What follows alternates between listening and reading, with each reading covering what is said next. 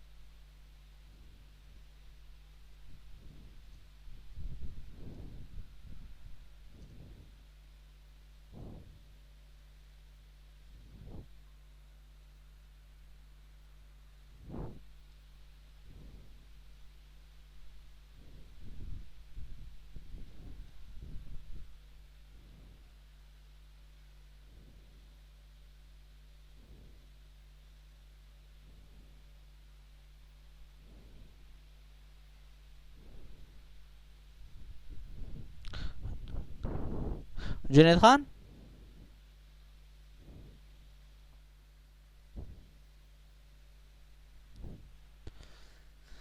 जुनेद खान मैदान और कसान तो मैसेज कड़े हुए ऑनलाइन शुरू हुए डायरेक्ट चला क्लास वालों भी बिजली वाला पता ना लगी क्या ना।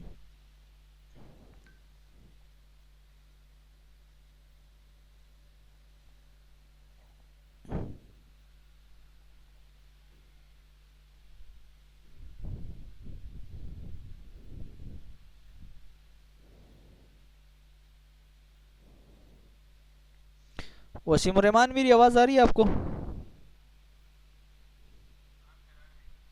ठीक है जी। अच्छा, वो असाइनमेंट का क्या हुआ, आपने किया है या नहीं किया है?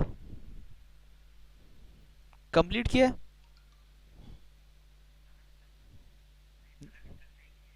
अच्छा, बस वो कर ले, ठीक है, फिर मुझे सबमिट कर दे 5 तारीख से पहले पहले, ठीक है। अच्छा जी। अच्छा, फिर इस तरह करते क्लास स्टार्ट करते हैं, आहिस्ता आहिस्ता आएंगे बाकी लड़के भी। ठीक है जी, ओके।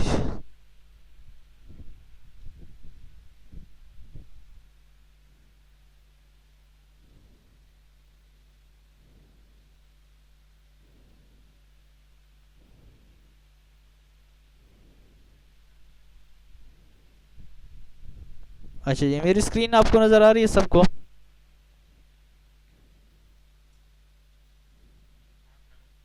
ठीक है जी। अच्छा, तो फिर इस तरह करते हैं, लेक्चर को स्टार्ट करते हैं। मैं ये रिकॉर्डिंग देखता हूँ, अच्छा ये हो रहा है। अच्छा जी। तो आज का जो लेक्चर है वो लेक्चर हमारा 12 है, और वीक नंबर 12 का। इसमें हम सब कंप्लीट कर चुके हैं। कोई भी ऐसी चीज़ कोर्स कंटेंट में नहीं है कि हमसे रह गया हो, ठीक है। जितना भी कोर्स कंटेंट था वो तकरीबन हम कवर कर चुके हैं। इसमें सिर्फ एक चीज़ की कमी है, वो हमने नहीं किया क्योंकि हमारे साथ आज का लास्ट क्लास है, तो वो इसके लिए एक अलग क्लास लगता है। जोनल मेथड्स ऑफ डैम, ये हमसे रह गया है। बाकी सब कुछ मैंने कंप्लीट किया है, कोई ऐसी चीज़ नहीं है कि इसमें रह गया हो। मैं एक दफ़ा आपको रीड करके भी जो है ना सुनाता हूँ। डाइवर्जन हेडवर्क्स का टॉपिक था पहले नंबर पे, ये हम ऑलरेडी कवर कर चुके हैं। Difference between weir, barrage and headworks, layout of diversion works, headworks types and components of diversion weir, ठीक है। Canal and head regulator, canal regulation and silt control at the head works, ये भी हम complete कर चुके हैं ये सब कुछ। दूसरा टॉपिक जो हमारा था वो theories of seepage and design of weir and barrage, ये हम डिज़ाइन ऑफ वेयर कर चुके हैं, ठीक है। बैराज का भी उसी तरह सेम है। Causes of failure by piping and direct uplift, safety against piping and uplift, जो थ्योरी थी, कोशला थ्योरी थी, ब्लाइट थ्योरी थी या लेन थ्योरी थी, वो भी हम कंप्लीट कर चुके हैं। कॉन्सेप्ट फ्लो नेट या स्ट्रीम लाइन या इक्विपोटेंशियल लाइन या क्रिटिकल ग्रेडियंट, ठीक है, या variable for determination of pressure, ये भी हम कंप्लीट कर चुके हैं। तीसरा जो हमारा इंपॉर्टेंट टॉपिक था वो कैनाल आउटलेट और मॉड्यूल था। मॉड्यूल के टाइप्स थे, कैनाल आउटलेट, ठीक है, इसको कैनाल आउटलेट भी कहा जाता है, मॉड्यूल भी कहा जाता है, दोनों सेम लफ्ज़, इसमें गलत नहीं होना है, ठीक है। अगर ये आ जाए कि आउटलेट तो भी सेम है, अगर मॉड्यूल आ जाए तो भी सेम है, एक इसका एक जैसा मतलब है, कोई इसमें डिफरेंस नहीं है।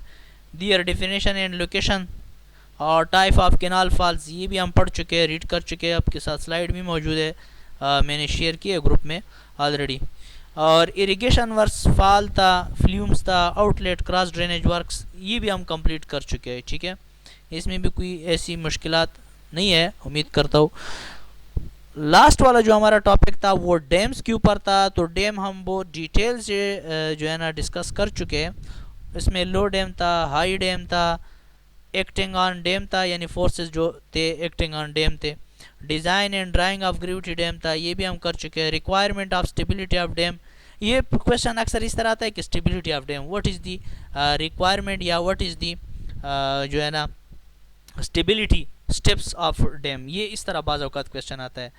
जोनल मेथड ऑफ डैम, ये बस बदकिस्मती से हम कंप्लीट नहीं कर चुके, क्योंकि इसमें सिर्फ ओनली यही एक टॉपिक होल कोर्स कंटेंट में रहता है, वो है जोनल मेथड्स ऑफ डैम्स। ये 2-3 मेथड्स है, ये हमने नहीं किया है। ठीक है, टाइप्स ऑफ स्पिलवे, ये पिछला लेक्चर था हमारा था, वो हम कंप्लीट कर चुके हैं। 7-8 टाइप्स थे। एनवायरमेंटल इम्पैक्ट्स ऑफ डैम, आज का जो हमारा टॉपिक है वो एनवायरमेंटल इम्पैक्ट्स ऑफ डैम है। ठीक है, ये आज हम डिस्कस करेंगे। ठीक है, अच्छा, तो ये ज़रूरी है, ये आज हम डिस्कस करेंगे कि एनवायरमेंटल इम्पैक्ट्स ऑफ डैम कौन कौन से है। ठीक है, तो अच्छा, जुनेद कह रहा है कि लिंक ज्वाइन नहीं हो रहा है। जुनेद, अब तो लाइन में होना। जुनेद,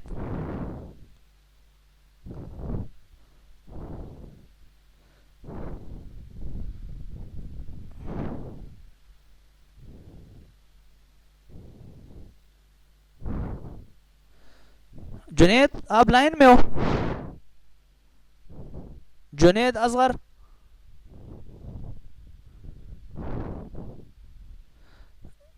जी असगर जुनेद, आप तो लाइन में हो ना? आप ग्रुप में आपने मैसेज किया, मैं लिंक ज्वाइन नहीं हो रहा है, हो गया या रहता है कोई दूसरा जुनेद? ये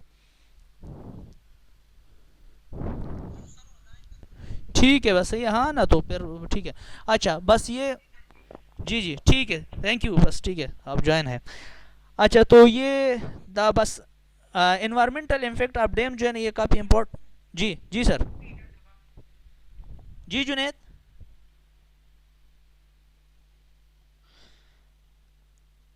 जी आप बोले, आप कुछ कहना चाहते हैं? अच्छा, आपकी आवाज़ कट रही है, शायद हो सकता है आपके नेटवर्क में कोई मसला हो। अच्छा, तो इन्वायरमेंटल इम्पैक्ट्स ऑफ डैम था। ठीक है, ये आज हम डिस्कस करेंगे। इसमें नेगेटिव इम्पैक्ट भी है और पॉजिटिव इम्पैक्ट भी है। इसको डिस्कस करने से पहले थोड़ा सा मैं आपको जर्नल आइडिया देता हूँ। इन्वायरमेंटल इम्पैक्ट का मतलब कि ये है कि अगर एक डैम हम, जी ठीक है, ठीक है, ओके जी, थैंक यू, थैंक यू। अच्छा, अच्छा, अच्छा, कोई मसला नहीं, डोंट वरी, खैर कोई मसला नहीं। अच्छा, तो इन्वायरमेंटल इम्पैक्ट ऑफ डैम्स, तो उसमें पॉजिटिव इम्पैक्ट भी आते हैं और नेगेटिव इम्पैक्ट भी आते हैं। ठीक है, पॉजिटिव इम्पैक्ट कौन से है और नेगेटिव इम्पैक्ट कौन से है, इसमें सोशल भी आते हैं, सोशल इम्पैक्ट, ये आज हम डिस्कस करेंगे, बहुत डिटेल से डिस्कस करेंगे। ठीक है, क्योंकि ये काफ़ी इंपॉर्टेंट है।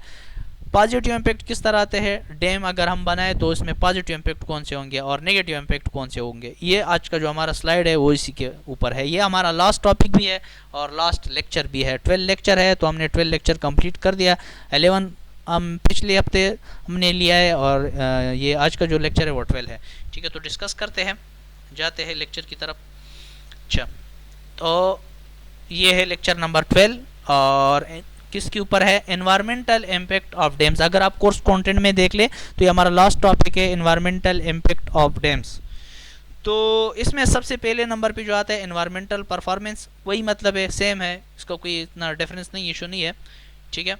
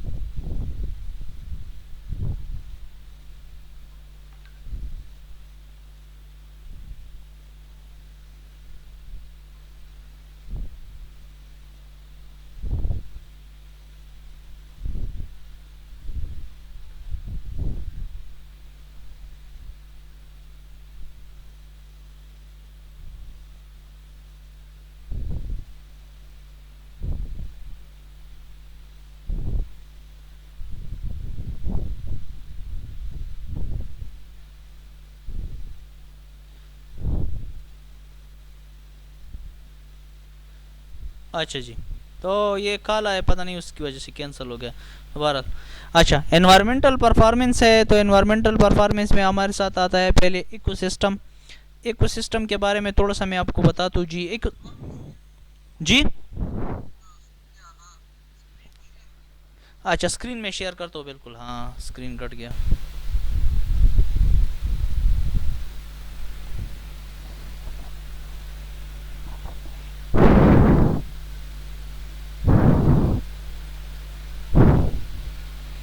अच्छा जी, अब स्क्रीन नज़र आ रही है सबको?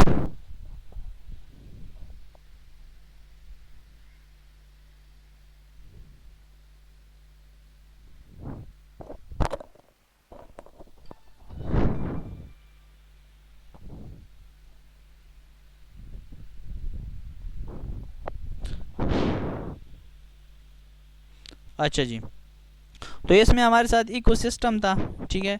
इकोसिस्टम क्या है? Ecosystem and large dams, environmental performance.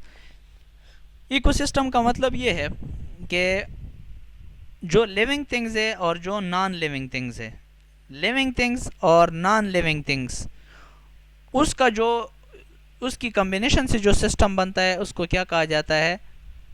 Ecosystem. Ecosystem का मतलब ये है कि जो लिविंग थिंग्स है और नॉन लिविंग थिंग्स है। लिविंग थिंग्स कौन से? जिस तरह प्लांट्स है हमारे साथ, इंसान है, ये लिविंग थिंग्स में आते हैं। नॉन लिविंग थिंग्स हमारे साथ कौन से? जिस तरह एटमॉस्फेरिक है, क्लाइमेट है, ठीक है, ये हमारे साथ नॉन लिविंग थिंग्स में आता है, ठीक है। इन दोनों के कम्बिनेशन से, इनके इंटरेक्शन से जो सिस्टम बनता है उसको क्या कहा जाता है? इकोसिस्टम कहा जाता है, ठीक है। अब ये इकोसिस्टम थोड़ा सा उसने डिटेल से डिस्कस किया है कि आगे किस तरह है। इसमें पहले कह रहा है, अच्छा इस मिनट इसको लेते हैं।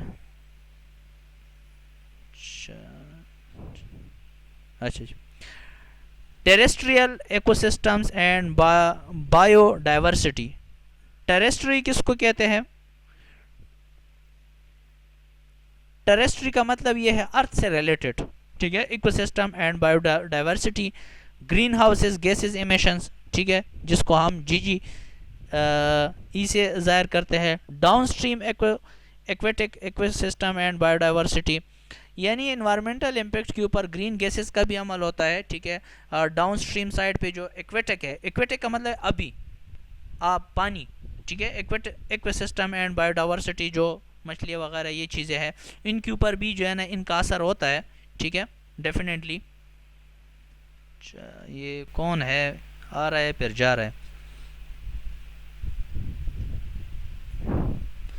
अच्छा जी, तो impact of changes in inflow regime, inflow में भी चेंजेज आ जाता है, बिल्कुल, इन्वायरमेंटल इम्फेक्ट की वजह से। Impact of tripping sediment, tripping बंद हो जाता है, सेडिमेंट्स एंड न्यूट्रिएंट्स, ग़िज़ाए अज्ज़ाए ग़िज़ा जो है बिहाइंड जो डैम होता है वो भी डिस्टर्ब हो जाता है। Blocking migration of aquatic organism, जो ऑर्गेनिज्म होते हैं, छोटे छोटे जानदार होते हैं, वो भी जो है ना उनका भी क्या हो जाता है? वो भी स्टॉप हो जाते हैं, ठीक है। इसकी वजह से एनवायरमेंटल इम्पैक्ट, ये इसके कुछ पॉजिटिव इम्पैक्ट है, कुछ नेगेटिव इम्पैक्ट है। अब है terrestrial ecosystem and biodiversity. Terrestrial का मतलब ज़मीन से मुतलिक, मैंने पहले आपको बता दिया, ठीक है। Biodiversity, the construction of storage dam, अगर हम स्टोरेज डैम कंस्ट्रक्ट कर दें, एंड सब्सिक्वेंट अनएंडिशन, सब्सिक्वेंट अनएंडिशन का मतलब ये है कि जो सैलाब होता है, ठीक है, of the reservoir area effectively kills terrestrial plants and forest और डिस्प्लेस एनिमल। सैलाब की वजह से वो एनिमल क्या हो जाते हैं? वो भी मर जाते हैं, ठीक है। और साथ में जो है ना क्या हो जाता है कि प्लांट जो होते हैं या जो छोटे छोटे पौधे होते हैं या जो मछलियाँ होती है वो भी क्या हो जाती है? डिस्टर्ब हो जाती है। किन की वजह से? सैलाब की वजह से। अनएंडिशन का मतलब है सैलाब की वजह से, ठीक है। ये एनवायरमेंटल इम्पैक्ट, ये नेगेटिव इम्पैक्ट है, ठीक है, डैम के ऊपर। दूसरा कह रहा है, ठीक है, दूसरा क्या कह रहा है? दूसरा ये पॉइंट कह रहा है कि इज मेनी स्पेशीज, स्पेशीज क्या होते हैं? जो छोटे छोटे क्या होते हैं? एक मिनट इसको लेते हैं। अच्छा जी, जो छोटे छोटे एनिमल्स होते हैं, ठीक है, प्रेफर वैलीज बॉटम, ये नीचे रहते हैं। लार्ज स्केल, ये बड़े पैमाने पे हो सकते हैं। इम्बाउंडेंट, ये बंद हुए होते हैं, मिनी एलिमिनेट, ठीक है, फिर ये बंद हो जाते हैं, unique wild life habits and effects population of endangered species efforts of mitigate the impact of fauna have meet with little success। अच्छा, इसमें क्या रहा है कि जो छोटे छोटे जानदार होते हैं वो जब सैलाब आ जाते हैं तो उनका स्पीड या उनका प्रेशर काफ़ी ज़्यादा होता है, तो उनकी स्पीड या प्रेशर से वो छोटे छोटे जो जानदार होते हैं, स्पेशीज़ होते हैं, या मिसाल के तौर पर जो छोटे प्लांट्स होते हैं जो इनसाइड द डैम रहते हैं, जहाँ पे हम पानी स्टोर करते हैं, वो क्या हो जाते हैं, वो मर जाते हैं, या उनका जो माइग्रेशन होता है वो भी सही तरीके से नहीं होता है। डाउन स्ट्रीम साइड पे बाज़ औक़ात जो है ना वो आ जाते हैं, अप स्ट्रीम साइड पे वो नहीं चल सकते, उनका इतना स्टेमिना नहीं होता है, उतना ताकत नहीं होता है कि वो वहाँ पे अपने आप को क्या कर सके, रिटेन कर सके। तो ये जो है ना नेगेटिव इम्पैक्ट है, ठीक है, किस चीज़ का, डैम के ऊपर। एनवायरमेंटल इफेक्ट में ये नेगेटिव इम्पैक्ट है। जिस तरह मैंने आपको बता दिया कि पॉजिटिव इम्पैक्ट भी इसके हो सकते हैं और नेगेटिव इम्पैक्ट भी इसकी हो सकते हैं। दूसरा है ग्रीन गैस एमिशन। इससे बाज़ औक़ात क्या हो जाता है, ग्रीन गैस क्या हो जाता है वो एक मिनट,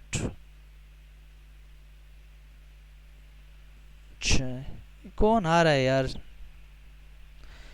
ग्रीन गैसेस भी जो है ना ख़तरनाक हो सकती है, जिसको हम GHG कहते हैं, ठीक है, ग्रीन गैस हाउस गैसेस इसको कहा जाता है। The emission of green gases, अगर ग्रीन गैसेस खारिज हो रहा है फ्राम रिजर्वायर से। अच्छा, ग्रीन गैसेस किस की वजह से खारिज होते हैं, यहाँ पे एक टर्म उसने लिखा है रोटिंग। रोटिंग का मतलब है जो घास फूस होते हैं वो सड़ जाते हैं, उसका गलना सड़ना हो जाता है, इसकी वजह से ये ग्रीन गैसेस खारिज हो जाते हैं, ठीक है। जब ये खारिज हो जाते हैं तो ये भी काफ़ी नुकसानदेह होता है, ये भी इस नेगेटिव इफेक्ट में आता है। वेजिटेशन एंड कार्बन इनफ्लोस, ठीक है, from a catchment is a recently identify ecosystem impact of storage dam. ये स्टोरेज डैम के ऊपर काफ़ी असर जो है ना जाहिर कर सकते हैं। और एक एस्टिमेट लगाया गया है, first estimate suggest that grass emission from reservoir से जो खारिज होता है, जिसको हम GHG भी कहते हैं, ग्रीन हाउस गैस भी कहते हैं, ठीक है, ये तकरीबन 1% टू 28% तक तकरीबन ये खारिज होता है। और ये ग्लोबल वार्मिंग जो है पोटेंशियल वो जो है ना इससे जो कोरायार्स है वो भी जो है ना क्या हो जाता है, डिस्टर्ब हो जाता है, तो ये नेगेटिव इम्पैक्ट में आता है। दूसरा कह रहा है कि दिस चैलेंज जो है the environmental wisdom that hydro power produce only positive atmospheric effect.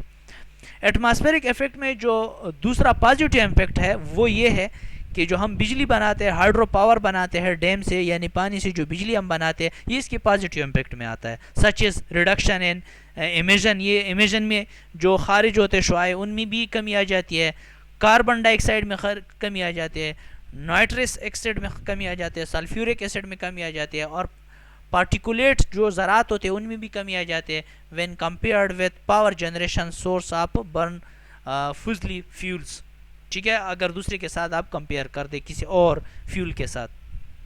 अच्छा, नेक्स्ट हमारे साथ जो कह रहा है वो ये है कि it also employs that reservoir not only hydro power reservoir हम इसलिए नहीं बनाते कि उससे हम बिजली बना दें, बल्कि उसके लिए हम क्या करते हैं, उसी इलाका जो होता है वो भी ग्रीन हो जाता है, इरिगेशन पर्पस के लिए भी वो पानी इस्तेमाल कर सकते हैं, हाइड्रो पावर के लिए तो वैसे भी इस्तेमाल कर सकते हैं। एज जो है ना अगर बाज़ औक़ात सैर व तफरी के लिए भी लोग वहाँ पे जाते हैं तो इसके मुख्तलिफ जो है ना पॉजिटिव इम्फेक्ट भी है। Consequently reservoir and catchment characteristic must be investigated to find likely level of GHG emission. तो आप अगर डैम कंस्ट्रक्ट कर रहे हैं या डिज़ाइन कर रहे हैं तो उसमें GHG जो एमिशंस होता है, ग्रीन हाउस गैसेस जो एमिशन होता है, उसको भी खामखा देखना चाहिए क्योंकि इनके नेगेटिव इम्फेक्ट आ सकते हैं। अब नेक्स्ट कह रहा है down stream aquatic ecosystem and biodiversity. अच्छा, एक मिनट,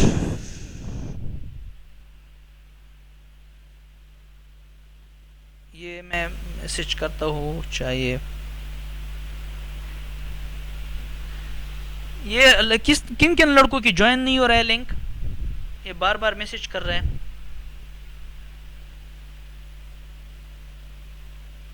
एक मिनट, अच्छा, तो इसमें जो दूसरा है downstream aquatic ecosystem and biodiversity, storage dam जो होता है are intend to alter the natural distribution and timing of stream flow. ठीक है, स्टोरेज डैम जो होता है वो हम क्या करते हैं, यार ये क्या कह रहा है यार, लिंक के ऊपर उसको कह देना कि क्लिक कर दे।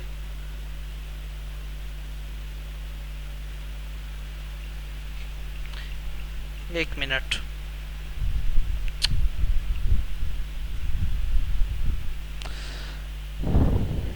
अच्छा जी। तो दे compromise the dynamic aspects of rivers that are fundamental to maintaining the character of aquatic system। तो इसमें जो हम डायनामिक एस्पेक्ट जो इसके है, हरकत यानी पानी की जो हरकत है उसको भी हम देखते हैं।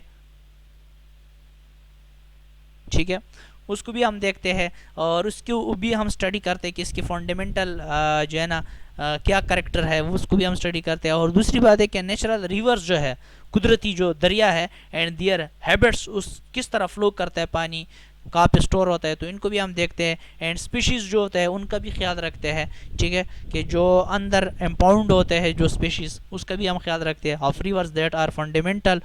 ठीक है, और quantity and character of the sediment and motion through the channel and the character and compromise to the material that make of the bed banks of the channel। Their defining river discharge include both higher and lower flow element।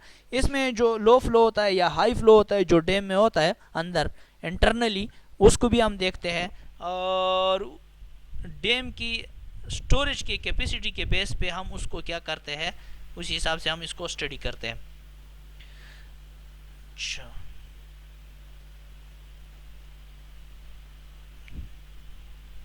Next जो है impacts of change in inflow regime.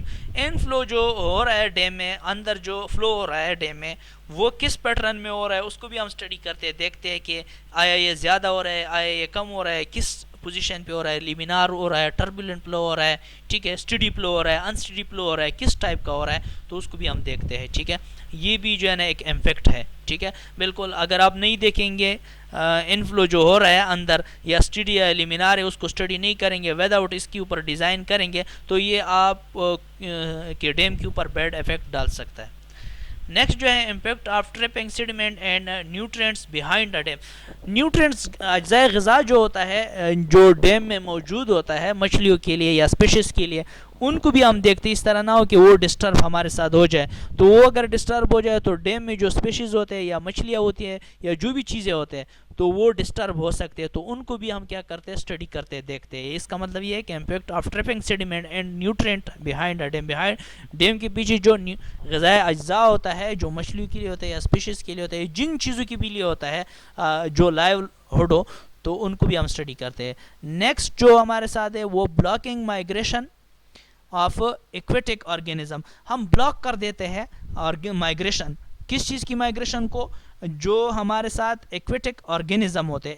Aquatic organism का मतलब ये है कि पानी के अंदर जो जानदार रहते हैं, ठीक है, जो मछलियाँ है, किचवे है, जो भी चीज़ें हैं, ठीक है, वो जो रहते हैं उनको हम क्या करते हैं, उनको हम कंट्रोल कर देते हैं ताकि ये डाउन स्ट्रीम साइड पे ना आ जाए। लेकिन हम इतना फुल कंट्रोल तो नहीं रख सकते, ठीक है, फुल तो ब्लॉक नहीं कर सकते, लेकिन कुछ हद तक हम ब्लॉक कर देते हैं। फिर जब ये आ जाते हैं तो फिर उसके लिए हम फिश लीडर बनाते हैं। आपने जो डैम के कंपोनेंट्स में डिस्कस करा तो उसमें हमने एक फिश लीडर डिस्कस किया था। उसका फंक्शन ये होता है कि जो स्पीशीज़ होती है या जो एक्वेटिक ऑर्गेनिज्म होते हैं जो बाहर आ जाते हैं, तो वो फिर बाहर से अंदर दोबारा अंदर नहीं जा सकते क्योंकि उनको पानी की ज़रूरत होती है। तो वो बाहर से फिर अंदर नहीं जा सकते क्योंकि स्पीड इतना ज़्यादा होता है कि वो इनर साइड पे जो है ना बिहाइंड दी फ्लो, जिस साइड पे इम्पाउंडेड होता है वाटर, वहाँ पे दोबारा नहीं जा सकते। तो उसके लिए हम पानी की स्पीड को क्या कर देते हैं, कम कर देते हैं। तो उसके लिए एक पर्टिकुलर कंस्ट्रक्शन करते हैं, उसको हम क्या कहते हैं, फिश लीडर कहते हैं। और वो जिग शेप में हम प्रोवाइड कर देते हैं ताकि उसमें मछलियाँ वगैरह दोबारा वो क्या हो जाए, डैम के अंदर जाए। क्योंकि मछलियों के लिए जो खुराक होता है वो डैम के अपस्ट्रीम साइड की तरफ होता है, डाउन स्ट्रीम साइड के ऊपर कुछ नहीं होता है क्योंकि वहाँ पे अवेलेबल सिर्फ ओनली पानी होता है। तो पानी की तो उसकी ज़रूरत है, लेकिन पानी के साथ साथ उनको जो है ना खुराक की भी ज़रूरत होती है। ठीक है, न्यूट्रिएंट्स की भी ज़रूरत होती है, तो उसके लिए हम फिर फिश लीडर बनाते हैं, या तो ब्लॉक कर देते हैं लेकिन मुकम्मल ब्लॉक नहीं होते, कुछ आ जाते तो फिर कुछ वो दोबारा हम फिर क्या कर देते हैं, उसके लिए सहूलत प्रोवाइड कर देते कि दोबारा एंट्री कर सके डैम के अंदर। तो ये है blocking migration of aquatic organism.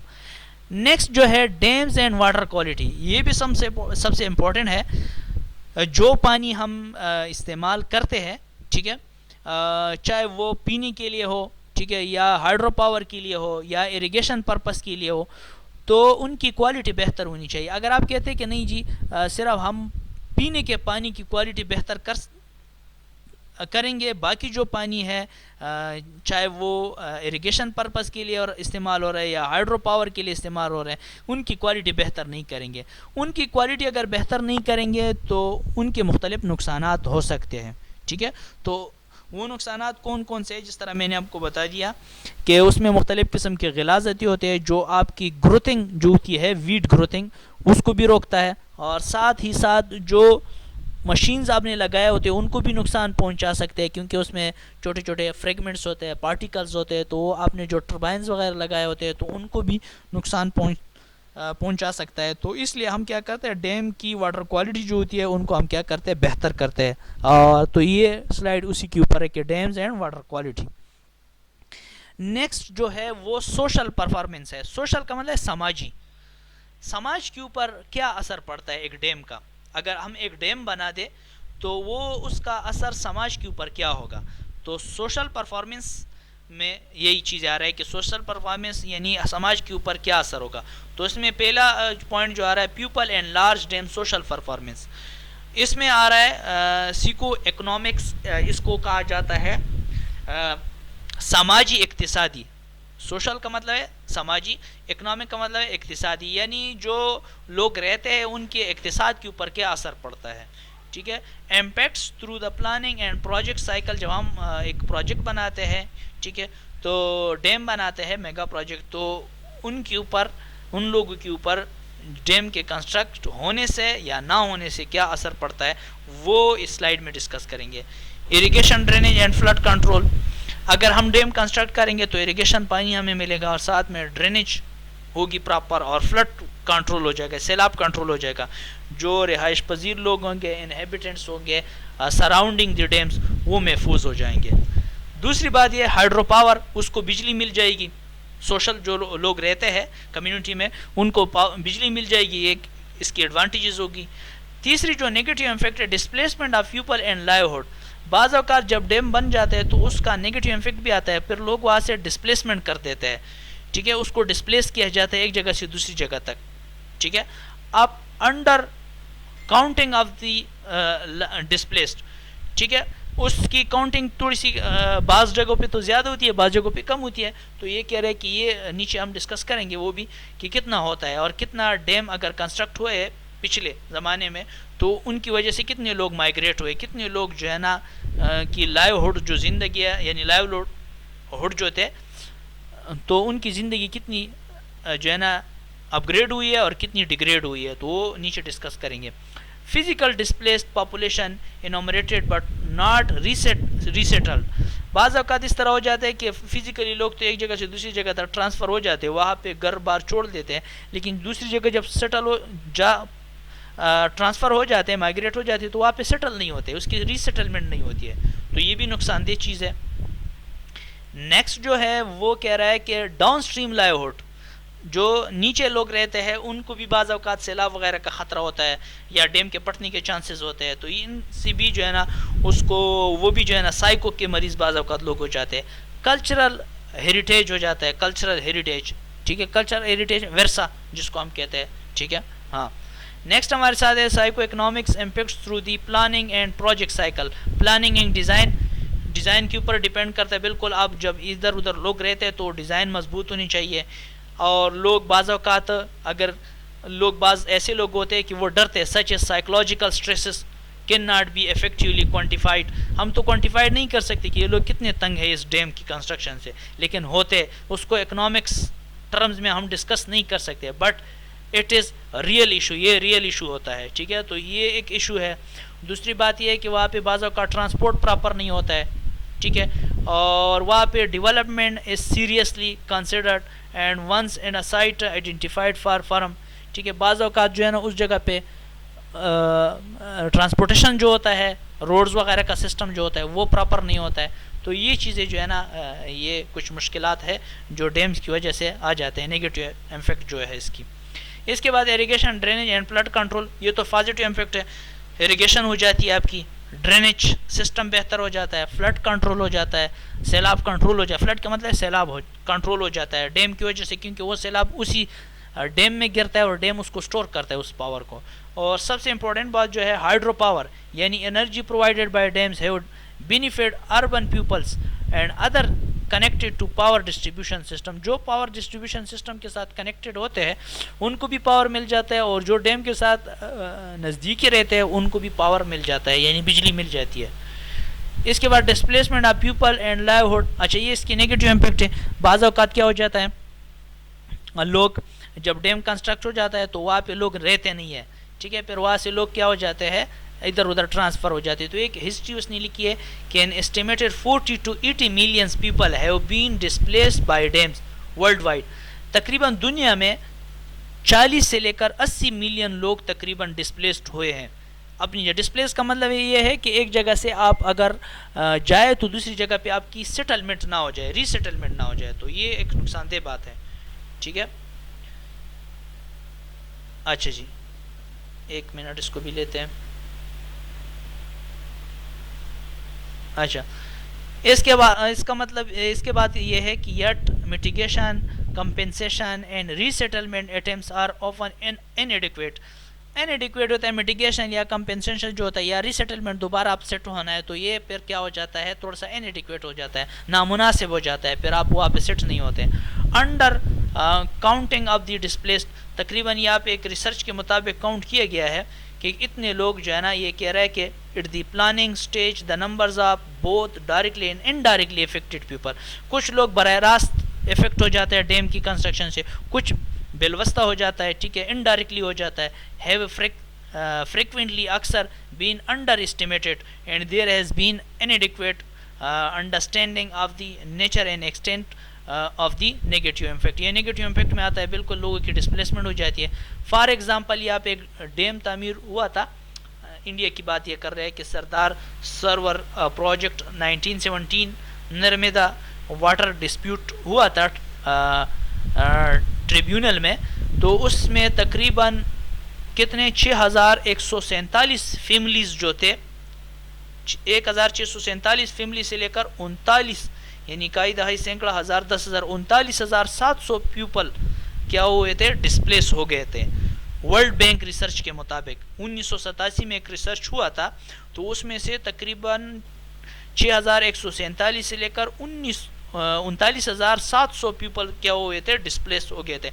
ठीक है, एक जगह से दूसरी जगह तक ट्रांसफ़र हो गए थे, फिर उसकी सेटलमेंट नहीं हो रही थी। तो ये एक डिसएडवांटेज है किस चीज़ की, डैम की। ठीक है, फिर एक दूसरा रिसर्च हुआ था कि गवर्नमेंट स्टेट यानी according to the 3 state government के मुताबिक, तो उसमें से कितने 41,000 जो फैमिलीज थी वो डिस्टर्ब हुई थी इस डैम की कंस्ट्रक्शन से। ठीक है, और दूसरी रिसर्च में कह रहे हैं कि तकरीबन 900 फैमिलीज डिस्प्लेस्ड हुए थे। ये एक अर्ली रिसर्च हुआ था 1960s में। ठीक है, तो ये डैम की कुछ नुकसानात भी है और कुछ फ़ायदे भी है। तो ये नेगेटिव इम्पैक्ट में आ रहा है। देखो ये फैमिली जो है ना, अगर ये डिस्टर्ब हो गए, एक जगह से दूसरी जगह ट्रांसफ़र हो गए, तो इकनॉमिकली भी कमज़ोर होंगे, और दूसरी बात यह है कि वो टेंशन में होंगे। ठीक है, साइकोलॉजिकल टेंशन उसका होगा, इकनॉमिकल सेट नहीं होंगे, उसका घर वगैरह सारा सिस्टम वहाँ पे रह जाएगा। दूसरी जगह में ज़मीन लेंगे, वो काफ़ी महंगी होगी, तो उसके लिए मुश्किलात हो सकते हैं डैम के कंस्ट्रक्शन से। अब नेक्स्ट कह रहा है physically displaced population enumerated but not resettled. Physically जो लोग ट्रांसफ़र हुए थे, ठीक है, तो वो दोबारा सेटल जो नहीं हुए थे, उसमें ये कह रहे हैं कि कुछ 90% ऑफ दी दोहम डैम जो बना था उसमें 90% तकरीबन लोग जो है ना डिस्टर्ब हुए थे। ठीक है, ये एक रिसर्च के मुताबिक। तो ये कुछ जो है ना इसकी डिसएडवांटेजेस है। अच्छा, ये इसके रेफरेंसेस है, आप ये देख सकते हैं। इसका रिसर्च भी वर्ल्ड बैंक ने ये रिसर्च किया था। ठीक है, ये वर्ल्ड बैंक ज़्यादातर रिसर्च करते हैं, तो ये वर्ल्ड बैंक ने रिसर्च किया था, तो इसमें ये चीज़ मेंशन है जी। हाँ भाई।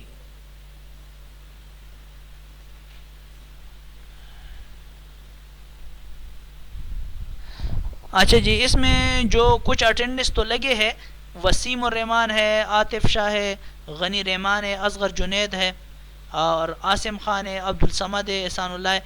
कुछ अटेंडेंस रहते हैं, वो मुझे बताया था कि मैं उबैदुर रहमान रहता है, उबैदुर रहमान।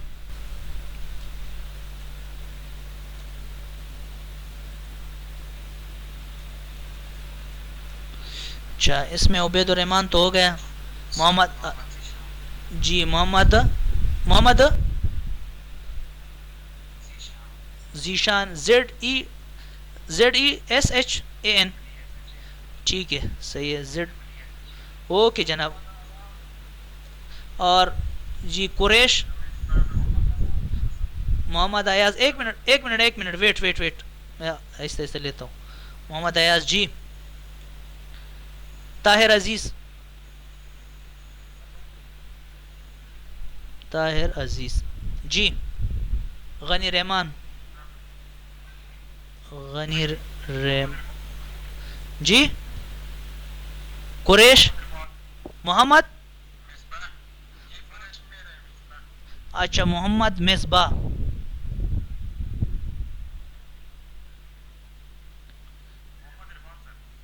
एक मिनट सबर, सबर ला वंते वो जनाब। मोहम्मद, जी इरफान हो गया, जी सर। उबैद रहमान हो गया जी, मैसेज मत करे, हो गया आपका उबैद रहमान जी। नवील अहमद, नवील अहमद का भी सेलिब्रिटी मैन है, नवील अहमद। वसीम रहमान, हाँ हो गया, ठीक है हो गया। MP4 पबजी आपका क्या नाम है?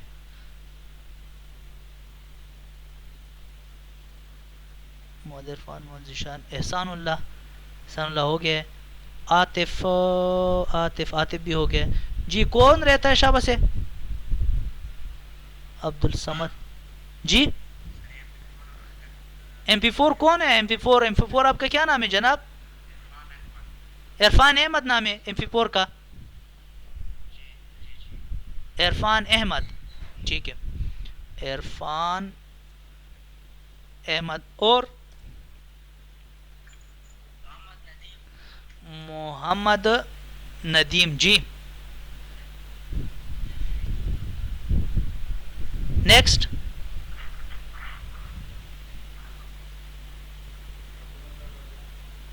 काशिफ जी।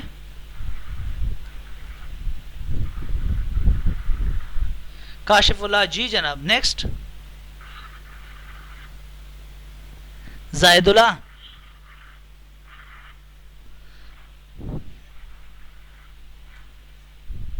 जायदुल्ला रहता है। नेक्स्ट, जैदुल्ला के बाद और कौन है?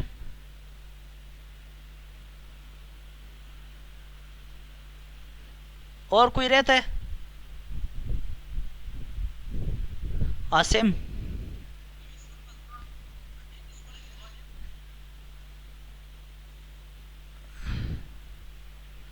अच्छा जी, ये मैं अटेंडेंस, एक मिनट सबर कर लिया, आपने लेफ्ट नहीं होना है, ठीक है। इसको मैं कॉपी करता हूँ, Ctrl+C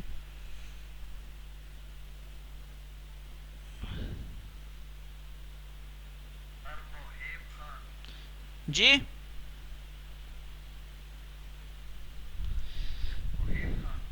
एक मिनट सबर कर ले। मोहेब खान, MOHIB,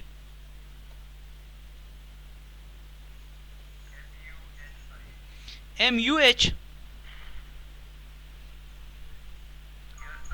अच्छा MUHIB, ठीक है। नेक्स्ट कौन है?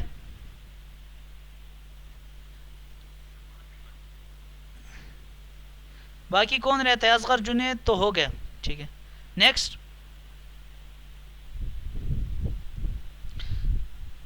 मिसबा, मिसबा, मिसबा, मिसबा, मिसबा आई थिंक नहीं हुआ है, क्या हुआ है जी?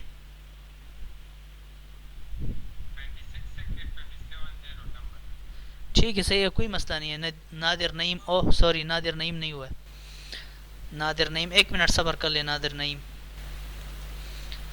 नादिर नादिर नईम जी। नेक्स्ट।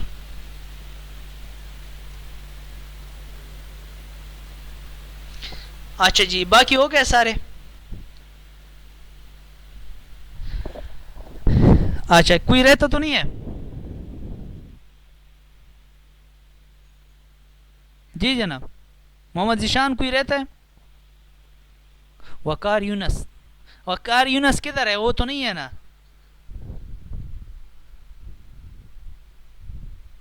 अच्छा जी, आप इस तरह कर ले, ठीक है फिर ये आज मिसबा मिसबा मिसबा, आप ना स्पेलिंग बताए, क्या नाम है? MISBAH, MISBAH। ठीक, ठीक है, आपका हुआ है। अच्छा, आप इस तरह कर ले, ठीक है कि ये आज हमारा लास्ट क्लास था, 12 नंबर क्लास, ठीक है। तो ये 12 लेक्चरों में हमसे कोई ऐसी कोई मिस्टेक हुई हो और आपको बुरी लगी हो तो हम माजरत ख्वाह हैं, ठीक है। कोई ऐसी गलत बात हुई हो या आपके साथ कोई जो है ना हमारा कोई गलत बात हुई हो या कोई ऐसी चीज़ हुई हो या आप जिससे आप खफा हो, तो हम माजरत ख्वाह माफ़ी चाहते हैं, ठीक है। आज हमारी लास्ट क्लास थी, ठीक है जी। वो असाइनमेंट तो मैंने बताया था, 4 असाइनमेंट थे, 4 क्वेज थे, वो आपने सबमिट करने थे 5 तारीख से पहले पहले, 5 सितंबर 2020 से आपने पहले पहले जमा करना है।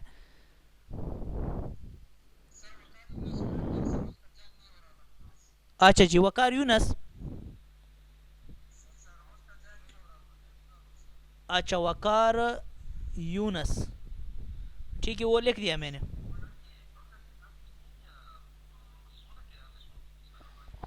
ये तो मुझे तो कहा है कि 12 क्लासेस आप ले ले, तो सबको कहा है 12 12 क्लासेस ले ले, ठीक है। तो बाकी तो मुझे कुछ नहीं पता है उसके बारे में। आई थिंक आपके 16 क्लासेस होते हैं, लेकिन ये शाहीन साहब ने मैसेज किया था कि आप 12 ले ले, बस 12 से ज़्यादा नहीं लेना है। सबको किया है, सिर्फ मुझे नहीं कहा है, सबको कहा है जी। जी। अच्छा जी, कोई ऐसी बात हुई हो तो हम माफ़ी चाहते हैं दोबारा, वंस अगेन, ठीक है। तो ठीक है जी। वो मेरे भाई, वो उसने कहा है कि मैंने 2 दिया था, लेकिन वो जुनेद असगर ने फिर इसरार किया कि नहीं सर आप 5 कर दे, फिर मैंने 5 कर दिया। तो बाकी जो है ना वो एक्सटेंड करूँगा, तो वो शाइन से फिर मुझे नहीं छोड़ेंगे, वो कहेंगे यार अब ऐसे ऐसे एक्सटेंड कर दो अपनी तरफ से। तो फिर वो ईमेल में भी आपने सेंड करना है, PDF फॉर्म में, और बाकी हार्ड फॉर्म में आपने यूनिवर्सिटी में जमा करना है।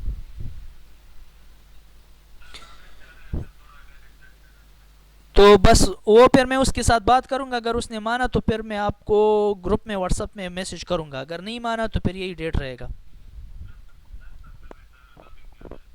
ठीक है जी, ओके, थैंक यू, अल्लाह हाफिज़।